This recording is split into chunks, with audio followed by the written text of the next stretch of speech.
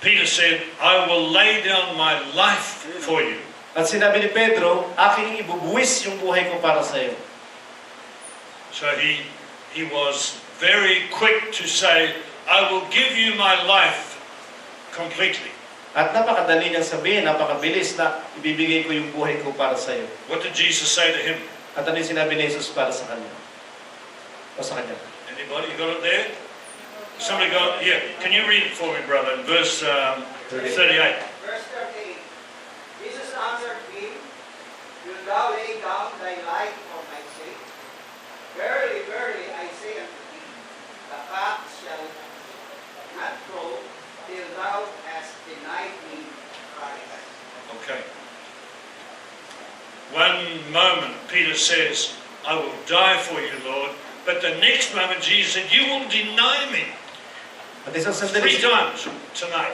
isang sandali sinabi ni Pedro, mamamatay ako para sa iyo, Panginoon. Pero yung sumunod na sandali, sinabi ni Jesus sa kanya, itatatwa mo ako ng 3 beses ngayong gabi. If we read, and in the next verse, if we read chapter, same brother, read chapter 14, verse 1. 14 verse 1. Yes. Let not your heart be troubled. You believe in God, believe also in me. In my Father's house are many mansions. If it were not so, I would have told you. Okay, that's it. Whoa. Just one. Huwag kayong magulumihanan, nananampalataya ko sa Diyos, maniwala din kayo sa akin. Jesus said, before the rooster crows in the morning, you will deny me 3 times. At sinabi ni Jesus na bago daw tumilawak yung manok sa umaga, 3 beses mo akong itatatwa. And then he said, but don't worry about it. Pero sinabi din niya, huwag mo nang isipin niya. Let not your heart be troubled. Huwag magulumihan at mag-alala yung puso mo. And you think, how could Jesus say that? At kung isipin mo, paano sasabihin yun ni Jesus? You will deny me 3 times, but don't worry about it.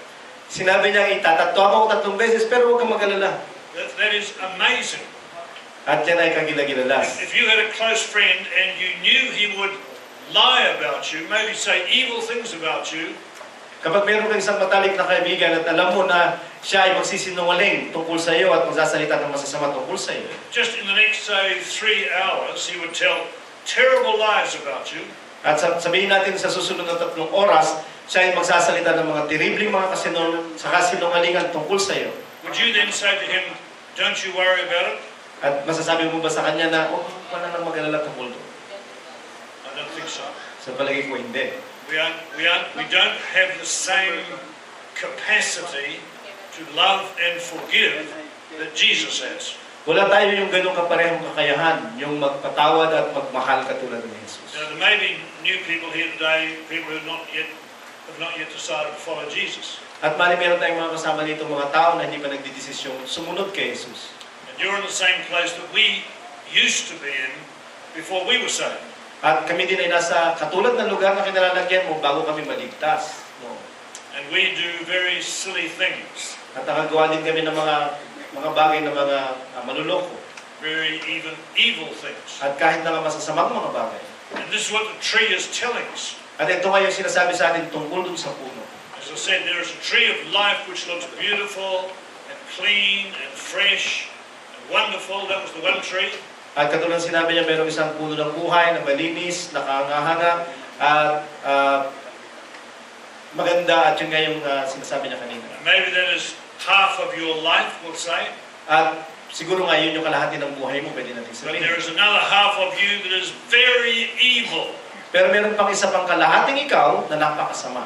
unfaithful, Hindi matapat.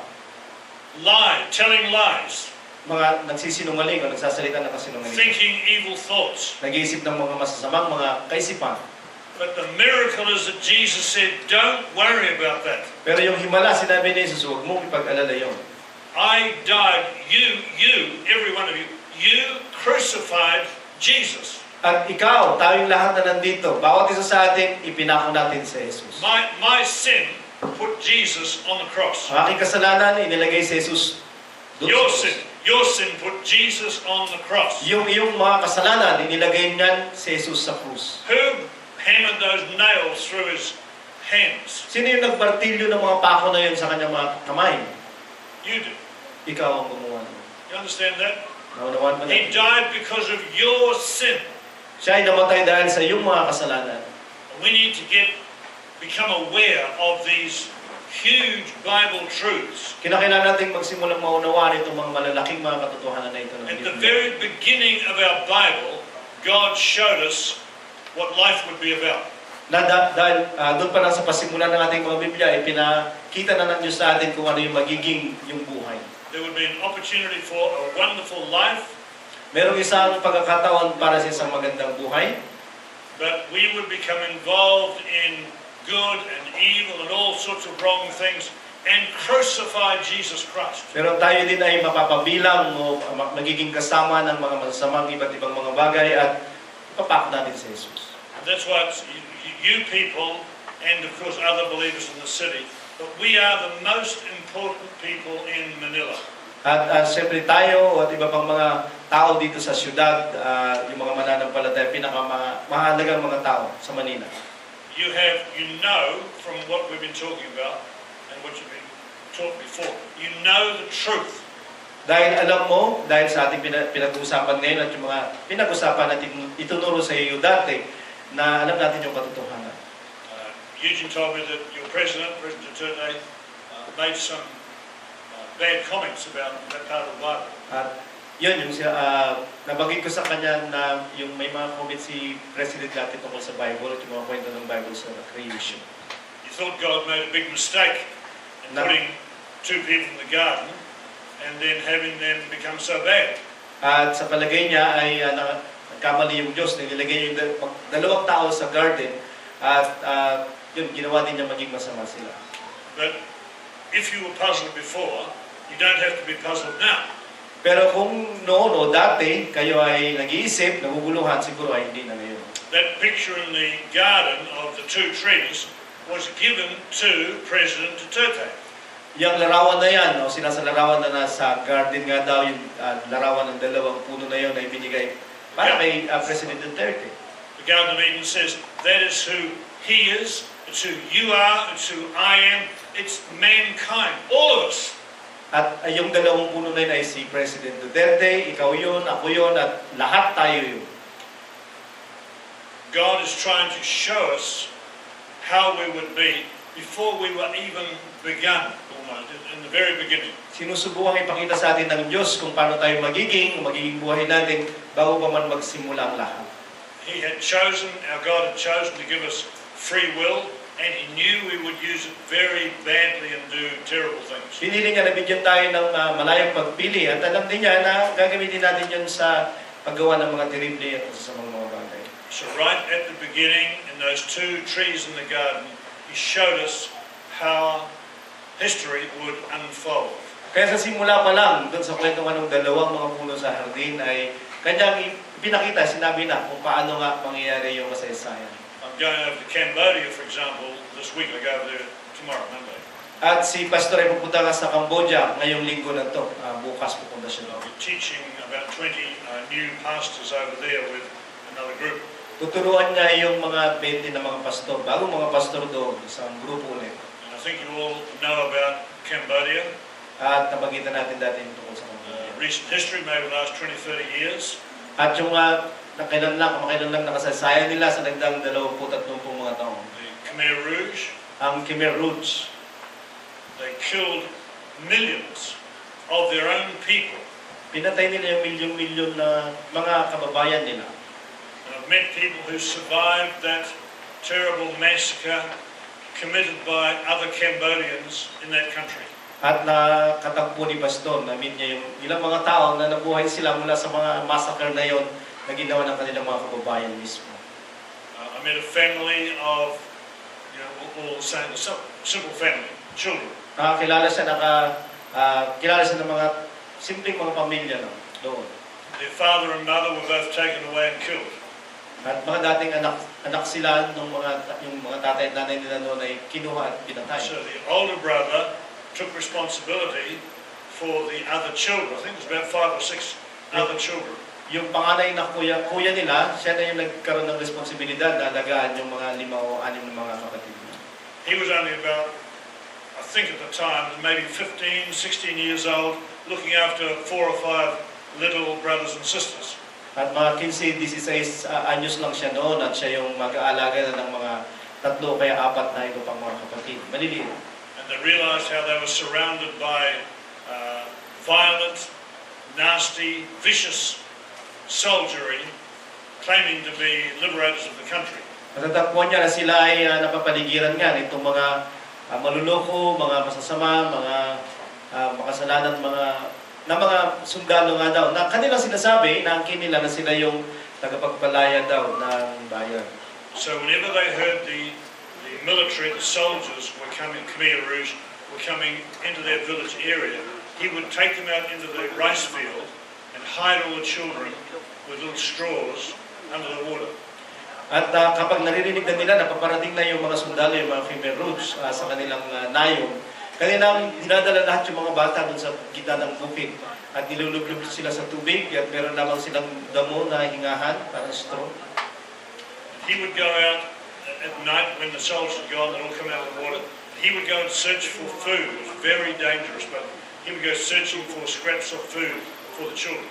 At kapag gabi na, wala na yung mga sundalo, siya naman ay gagala at maghanap ng pagkain. At syempre, mahirap maghanap ng pagkain. Para makakuha lang siya at mapakain yung mga bata. And he would give it all to his brothers and sisters. He ate almost nothing. At ibibigay niya lahat-lahat ng mga hanap niya sa kanyang mga kapatid at wala siyang magkakainin sa kanyang And sarili. by the end of that time, he died of malnutrition, starvation really. The older brother died. At sa katapus-tapusan, yung kuya nga daw ay namatay dahil sa gutom, malnutrisyon.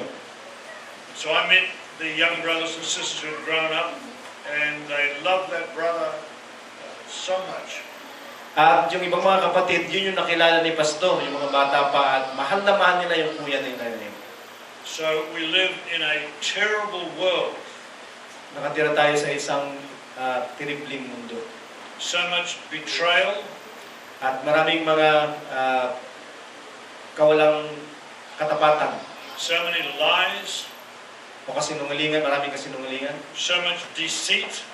At maraming mga pandaraya. One of the signs of the end, the second coming, is that deception, lies, and deceiving will be everywhere. At isa nga sa sinasabi nga na sa panahon ng, sa huling mga panahon ay maraming mga pandaraya, mga kasinungalingan. There'll be so many false prophets, Jesus said, saying Jesus is here or Jesus there. He's not in any of those places. Sa lahat ng lugar at sinasabi ni Jesus na maraming mga bulang propeta, sabihin na nandito si Jesus, nandun si Jesus, at napakaraming kasinungalingan. And all of that is part of this tree of the knowledge of good and evil, which is also the tree of death. At ang lahat ng yun ay kabahagi ng puno ng pagkakilala ng mabuti at masama at yun nga yung puno ng kamatayan. But Jesus is in that tree also. He talked to Peter. He talked to me. He talked to Eugene. He talked to all of you, offering love and hope and beautiful things. Pero si Jesus ay nandun din sa puno na yun. At si Jesus ay nakipag-usap kay Pedro, may pastor sa akin, sa ating lahat. At nagsalita siya ng tungkol sa pag-asa, sa buhay. And on the cross, we see the tree in a true light, if you like. At sa cross, nakikita natin yung puno na yun sa isang maliwanag na paraan. He was killed by religion, Siya ay pinatay ng relihiyon, killed by soldiers, pinatay siya ng mga sundalo, killed by priests, pinatay siya ng mga pari, even by his friends who betrayed him. kahit na nga ng kanyang mga kaibigan na nagtatwa sa kanya. Tell you another funny thing. Isa pang nakaka-interes na bagay, He had told them many times that when they killed him, he would rise again on the third day. yung isa pang nakaka-interes na bagay, sinabi din niya na maraming beses na kapag pinatay siya, pagkatapos ng 3 araw siya ibabangon ulit, mabubuhay ulit. You all know that? Alam natin lahat yun, di ba?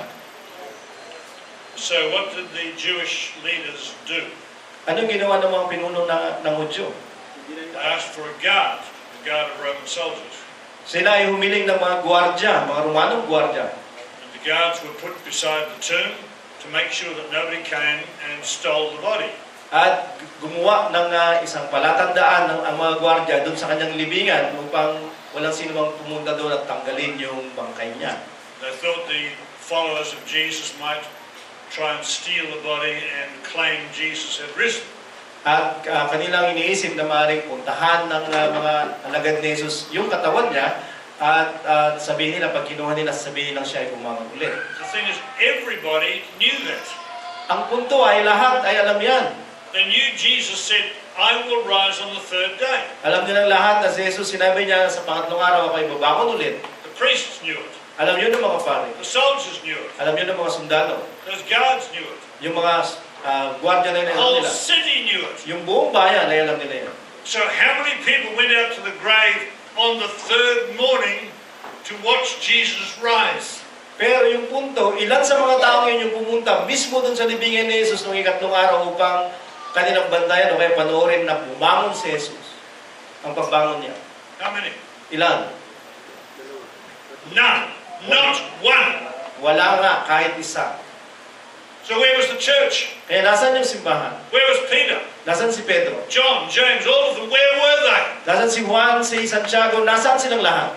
They should have been, maybe they were afraid, but they could have hid behind a rock and looked over and watched the tomb from, 100 meters away.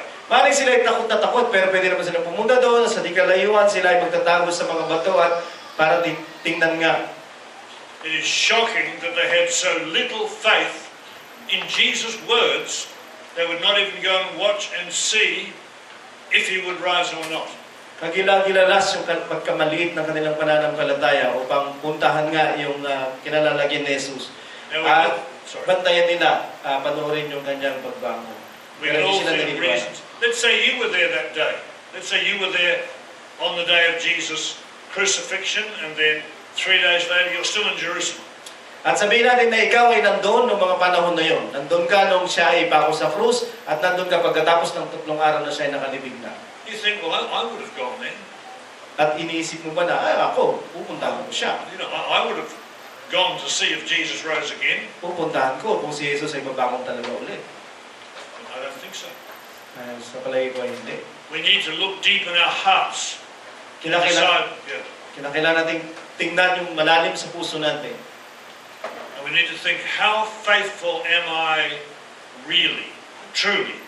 Am I really faithful to the Lord Jesus? At kinakailangan talaga nating pag-isipan, maunawaan kung gaano tayo katapat talaga sa Panginoong Jesus. Will I stand up for Him, confess Him, acknowledge Him, no matter what comes against me? At ako ba talaga ay tatayo, titindig para sa Kanya, ipapahayag ko siya, ako ay titindig para sa Kanya, kahit ano yung mangyari sa akin. So these are all good things to think about when we look back at that very first Bible story in the Garden of Eden. At itong lahat ng mga bagay na ito, mga gandang mga bagay na pag-isipan kapag ating babalikan yung pinakaunang kwento sa Biblia. It's like an eternal story. It's always true. It's always real. It's always meaningful. At isang kwento na palaging totoo, isang palaging tunay at makabuluhan. And you start to think about these other things like, why did nobody go to watch the tomb on that third day? It's a big, one sense of puzzle, but in the other sense, we understand it's true. At magsimula pag-iisipan na bakit walang sino man na pumunta doon sa libingan pagkatapos ng 3 araw at isang palaisipan nga. Yun. Okay. We'll leave it pretty much there, but is that okay? Yeah. Yeah. Well, just one other similar little story to think about. Meron pang isa pang kapareho din ng kwento pang pag-isipan mo. I think you probably all know the story of the Passover lamb. Siguro alam natin lahat yung kwento nung kordero na para sa Paskwa. You know that how when the children of Israel were about to leave Egypt, Noong ang mga anak ni Israel ay palabas na ng Egypt. Before I do that, I'll just read you a story. I've got a little quote on here. Babasahin muna niyo yung kwento.